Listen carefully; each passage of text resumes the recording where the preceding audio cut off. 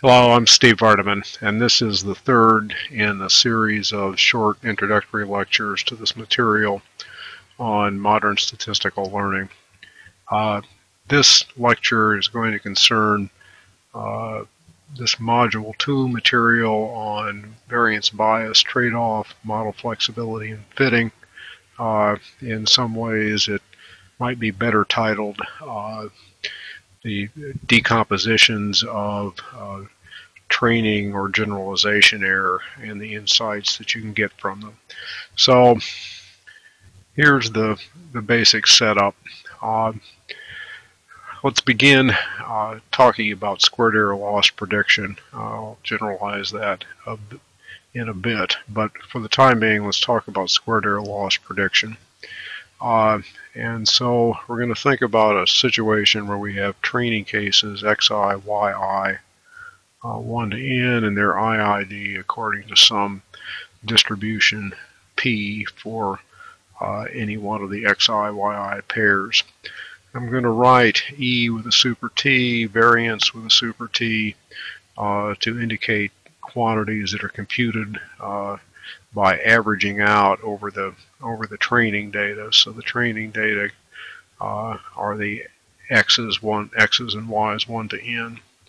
I'm going to write E super X and variance super X for quantities that are computed with respect to the X marginal of P, and I'll write this kind of conditional mean, conditional variance notation for averaging according to the conditional distribution of Y given a value of X that comes from this conditional distribution for a data pair XY. Okay, so then if I have a predictor, I'll write a hat above it to let it be known that it's based on training data, cap T. So it is a function now of both the input variable X and the training data. And here is a plausible quantity to use to measure the quality of that predictor when X is equal to U. What one might do is take F hat at U, subtract Y, square, and find a conditional mean given that X is equal to U, and then average out over the training set.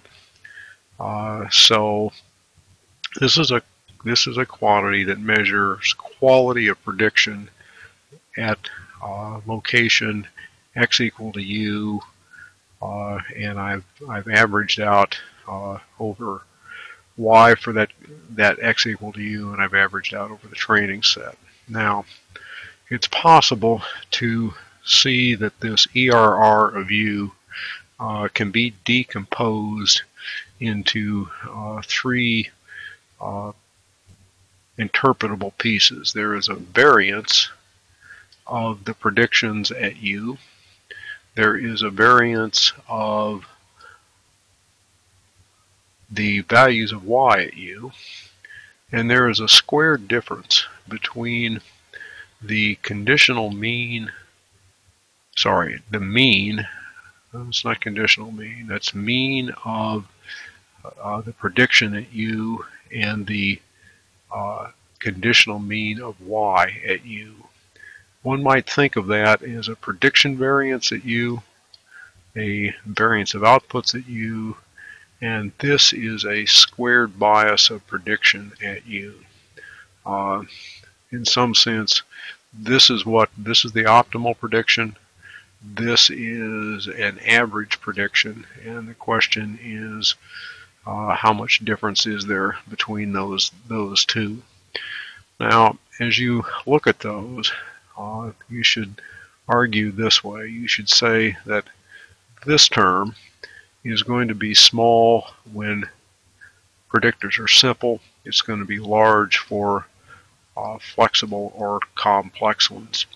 The second term, the squared bias, is going to be small for highly flexible predictors and large for simple ones. And basically, variance bias trade-off says that in doing prediction, one has to find a happy medium where neither of this nor that is large.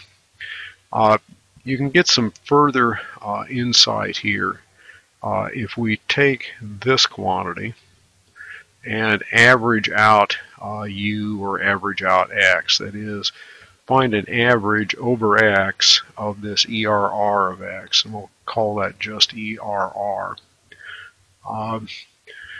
If one just simply takes this bit here and averages according to X, according to the distribution of X, so I'm just averaging out X here, what one has is a three-piece decomposition that says we've got an average prediction variance, we have an average response variance, and we have an average squared prediction bias. And what I want to do is now go a bit further and think about this thing and how that might be decomposed. And in order to do that, let's suppose that I'm going to use the training set to pick some function, I'll call it G sub training, from a space of functions that I can use as predictors, ones with expected square that's finite, and my f hat then is going to be G sub training.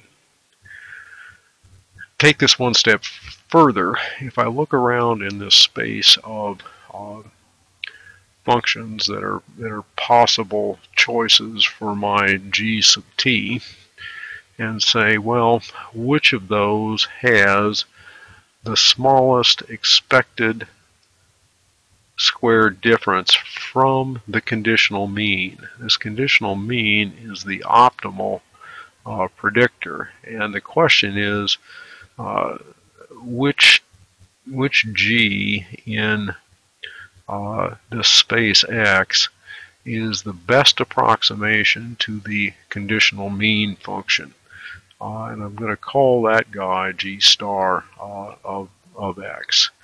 With that extra notation, I can now break this thing down into a couple of pieces. I can argue that this expected squared prediction bias, this thing, is decomposable into two pieces. The first is an average of the squared difference between the mean prediction at X and this G star at X, which is as close as I can get to the conditional mean of Y given X in the space of functions that I'm allowed to use as predictors.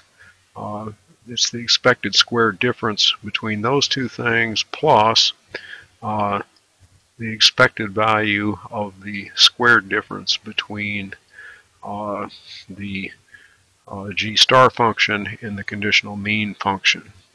One might call the first of these things a penalty that goes with fitting.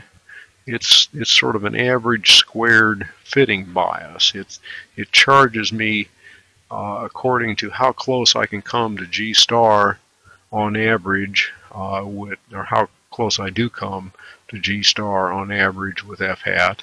And this piece is an average squared model bias. It charges me according to how close I can come to the conditional mean in this space of functions that I'm allowed to use as predictors. So this next paragraph says that this, just pretty much what I've just said, this piece measures how well the fitting algorithm does using t to pick out g of t, how that does in terms of approximating the best g, this g star, in the class of functions S. This average squared model bias measures how close you can get to the conditional mean function in the class of functions S. So the idea here is that this part of this decomposition of ERR can be big because the fitting method used to select f hat from S is ineffective, or that would be if this was big, or it can be big if this form of predictor is not flexible enough to approximate the conditional mean. That is, that this average squared model bias is large. Another decomposition of ERR that doesn't depend on squared error loss. It's not quite as explicit, but it's useful and gives some insight, some further insight into this business of the origin of why ERR can be big, why generalization error can be big. Goes this way. So let's suppose that f is a theoretically optimal predictor based on a loss and a joint distribution, and a training set is used to select, say, some function g sub t from, again, some class of functions g, and ultimately and these functions that are candidates for selection, all of them have finite expected loss. That is, one's going to use g sub t as f hat of x. If g star is one of these elements of S that minimizes that that average loss as I let G run across the class of candidate functions, then it's reasonably obvious that you can get ERR this way. Here's ERR on the right side. Here's minus this, there's plus that. Here is minus this, and there's plus that. So I've not done anything illegal there. I've just decomposed ERR into pieces. And it's useful thinking about what those pieces are. This is the difference between the generalization or test risk that I suffer and what I could have if I knew and didn't have to use training data to tell me which S or which G from S I should choose. This piece is a penalty that I suffer for having to use something from S rather than an optimal predictor, and then this is the baseline. This is the expected loss of the optimal predictor. So again, this paragraph says that ERR for this training set dependent predictor is a sum of three terms. The first is the minimum possible error. Can't do anything about that. The second is this difference between the best that I can do if I somehow knew which function to choose from S in comparison to the optimal predictor, and then this last piece is the non-negative difference between ERR. ERR averages over the training set randomly. It's training set directed choices of elements from S, and maybe sometimes picks out G star, but often doesn't, and therefore ends up having a larger expected loss. So if you think that one through, ultimately this thing is written as ERR is a minimum expected loss possible plus a modeling penalty plus a fitting penalty. And ERR can be large because S is too small, inducing model bias. So there would be a modeling penalty involved, or because the sample size and or fitting method are inadequate to make the G that I pick out from using the training set to approximate the best element of S.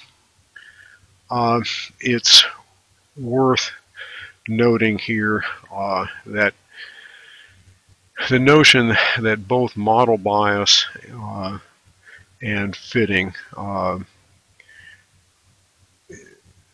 important. It is related to our discussion about feature selection. If one has a rich set of features, then one doesn't lose much, perhaps in terms of model bias. On the other hand, if one has a rich set of features because one has a huge number of predictors, then one's in the business of looking for a needle in a haystack, and often one winds up with poor fitting properties. Of course, here's the truth of the whole thing. If I was infinitely wise and was doing feature selection, I'd somehow magically pick the perfect predictor Y and include that in my features.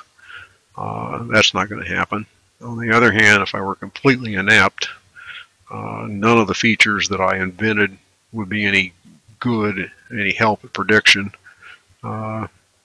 Typically that's not the case, but the better I can do at feature selection up front before I start applying statistical methods, the better I'll be able to do in terms of effective real-world prediction.